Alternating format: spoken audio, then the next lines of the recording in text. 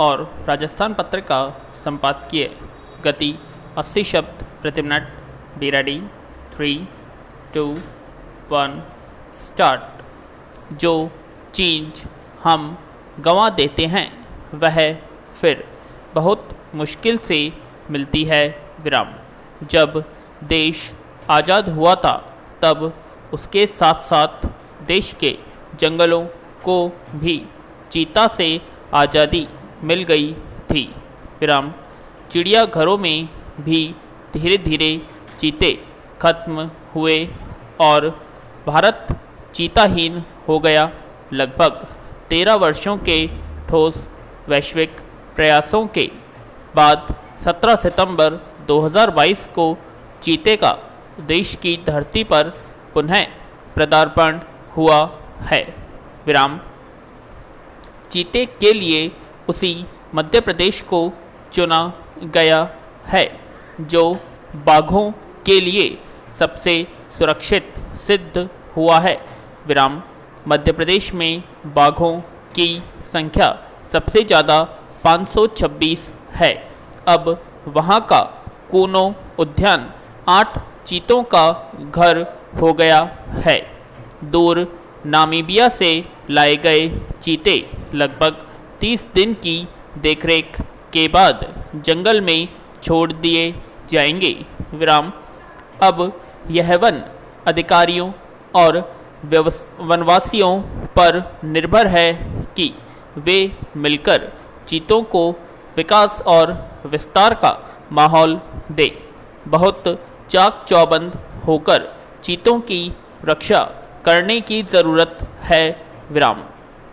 प्रधानमंत्री नरेंद्र मोदी ने अपने जन्मदिन पर स्वयं चीतों को जंगल के बाड़े में छोड़ा है और दुनिया हमारी ओर गौर से देख रही है विराम।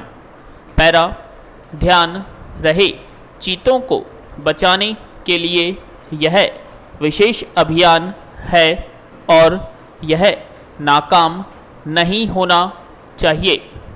टाइगर रिजर्व की शुरुआत 50 साल पहले तब हुई थी जब बाघों की तादाद घटकर 1800 के करीब पहुंच गई थी विराम।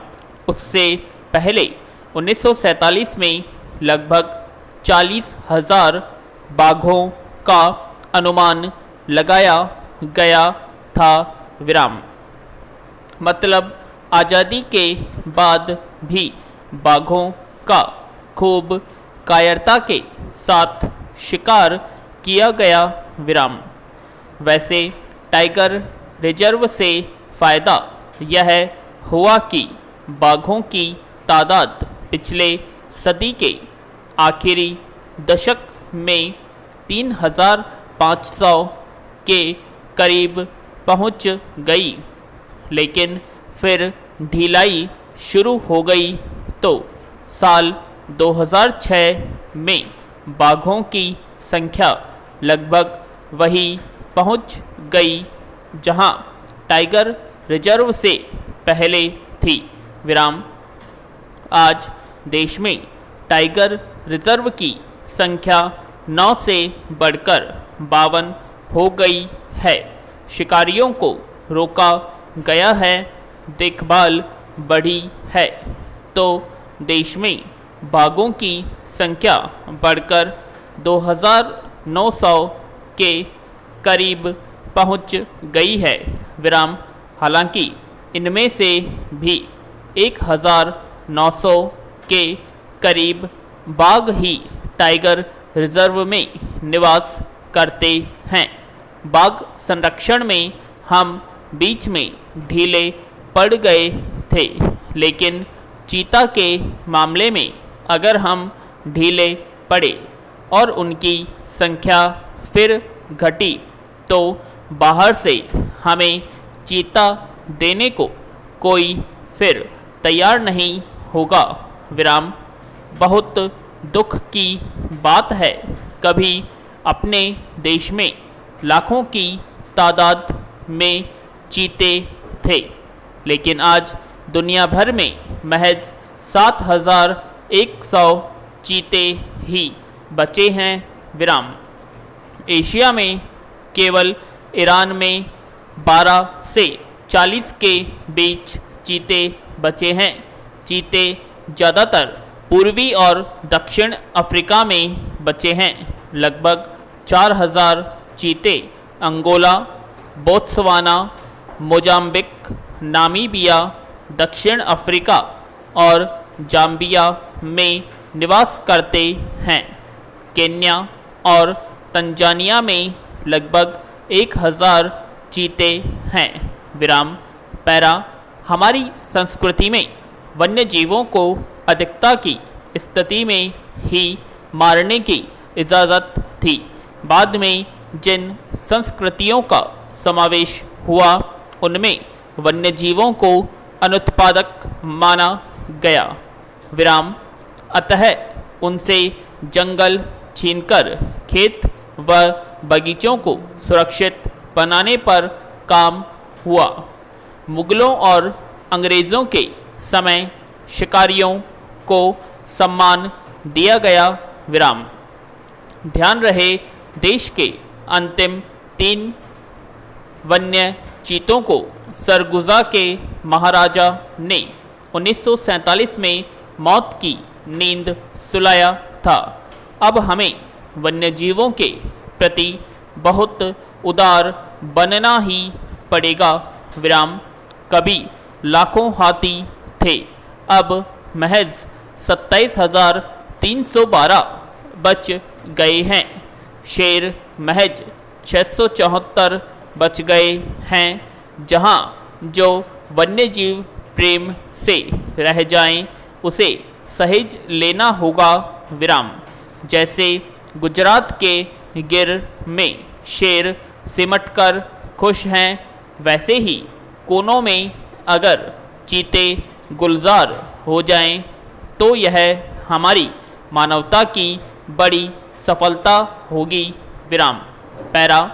सोशल इंटेलिजेंस पुस्तक के लेखक और प्रसिद्ध मनोवैज्ञानिक डैनियल गोलमेल ने इसके अंतर्गत सोशल ब्रेन की अवधारणा को समझाया है। यह मानव मस्तिष्क के विभिन्न क्षेत्र और शामिल तंत्रिका संबंधी प्रक्रियाओं का एक सार है, जो सामूहिक रूप से एक इंसान को सामाजिक बुद्धि प्रदान करता है। उनके अनुसार सोशल ब्रेन सामने वाले व्यक्ति के मौखिक और गैर मौखिक व्यवहारों के माध्यम से प्रदर्शित आंतरिक स्थिति को समझकर स्वयं के निर्णय या धारणा के अनुसार अपने दृष्टिकोण और व्यवहार को समायोजित करने की क्षमता रखता है। विराम। पैरा। गोलमैन ने इस संबंध में इतालवी मनोवैज्ञानिकों द्वारा किए गए एक प्रयोग के निष्कर्षों की रिपोर्ट का भी वर्णन किया है। इसके अनुसार एक बंदर को एक मानव परिचारक की देखरेख में रखा गया। जब प्रेक्षक अल्पाहार के लिए बाहर जाता, वह लौटने पर एक आइसक्रीम कोन ले आता। जितनी बार परिचारक ने आइसक्रीम खाई, उतनी बार बंदर के मस्तिष्क में परिवर्तन देखे गए। अर्थात कुछ विशिष्ट न्यूरॉन्स मस्तिष्क की कोशिकाएं ने बंदर के मस्तिष्क में संकेत देना शुरू कर दिए और अपने परिचारक की क्रियाओं को प्रतिबिंबित किया। विराम।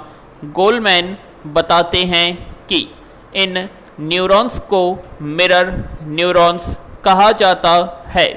ये जानवरों और मनुष्यों को दूसरों के साथ बातचीत के दौरान अपने व्यवहार और कार्यों को सहज रूप से समायोजित करते हैं।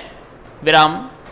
साधारण शब्दों में मिरर न्यूरॉन्स मनुष्य को अपने व्यवहार को गतिशील रूप से समायोजित करने की क्षमता देते हैं। यह तक कि भावनाओं और संवेदनाओं के आधार पर बातचीत के दौरान सूक्ष्म और अवचेतन संकेतों से अनुभव लेकर सहजता को नियंत्रित करते हैं। विराम। पैरा।